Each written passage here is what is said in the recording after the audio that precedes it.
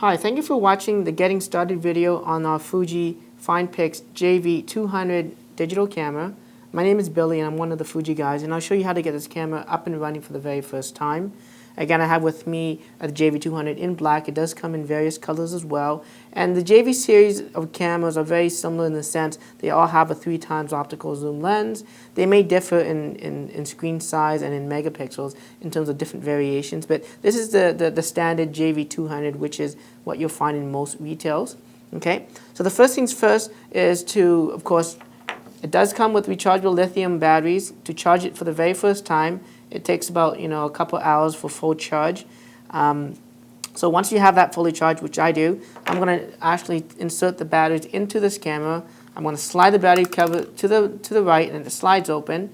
And as you can see, I can actually insert the batteries right there. I'm going to follow this by following the yellow label. Of course, the contacts go into the camera. So I'm going to follow that by matching that with the orange little clip there. So there we go. I'm just going to insert that in. And it clips in place. The battery does not fall out. This little clip here, if I slide it up, if I can show you, will allow me to eject the batteries out again. So as you put it in, it will clip in place. Secondly, of course, is the memory card. The camera uses an SDHC card. I have with me here, of course, just a standard 2 gig SD card, but we highly recommend you use a class 4 SD card in order to properly record HD video. And of course, SDHC cards are 4 gigs and higher. So to properly insert the card, again, you can just follow the little indication on this.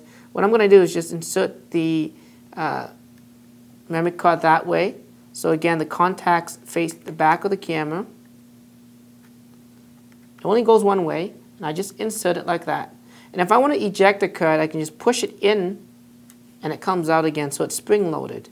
So you don't necessarily have to actually pull it out. You can't pull it out. It's kind of hard. So you push it in, we'll make it come out again.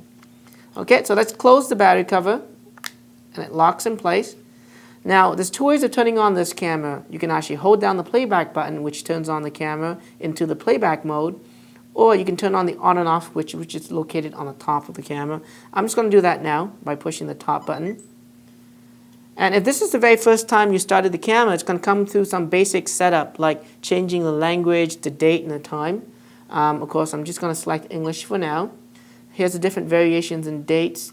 I can change the way it displays month, day, year, year, month, day, change the dates around, the time around.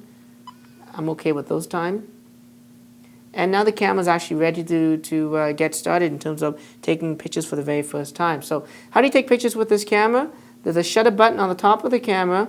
You basically can push it all the way down, and it'll take the picture for you. Okay? Now, ideally, when you take a photo, you want to push the button halfway down, and it locks focus. And then when you push all the way down, it takes the picture. And that's the best way of actually taking a picture, is to pre-focus by pushing halfway down, and then take the picture by pushing completely down. Now, if you want to zoom in, zoom out on the picture, because the camera does have a 3x optical zoom lens, you can push the W or the T button, which is the wide-angle telephoto. So here we go. I'm going to take that picture. There we go. It flashed because the subject was further away. Zoom out. Zoom back in. So that's the quick zoom controls on the JV200 camera. Now, if you want to play back your images, you can push the playback button one time, and it jumps right to the images. I can navigate by using this command dial or control pad, and it goes to the next picture. I can go backward as well. I can also use the zoom controls to zoom in on the image to see how good that image looked if I got it sharp enough. And by using the directional pad, I can go left and right and scan through that image. Push back and brings me right back out. I can go to the next image. I can also zoom in again. As you can see, it wasn't that focused. That's okay, because now it's a digital camera. I can actually delete the images. There's two ways of getting into the delete option. There's actually a delete icon right here. You push up, and it comes up with a screen to delete that image that's on the screen, which is the frame. Selected images will bring me to a second menu where I can actually select multiple images. and off frames, which wipes everything off this camera, so you want to be careful with that. So I'm just going to select frame, then it's going to say erase OK. So to confirm that, I need to push the OK button, which is right here. And that image is now deleted. It then goes to the next image. I don't want to delete any more images, so I push the display back button, and I'm out of that. So that's just a quick look at delete. There's also the menu option. If I push menu, I can also get into the erase mode by going through the menu system, navigating through there, and going through the different options like selected frames. Selected frames is going to bring up all the images by 9 little squares.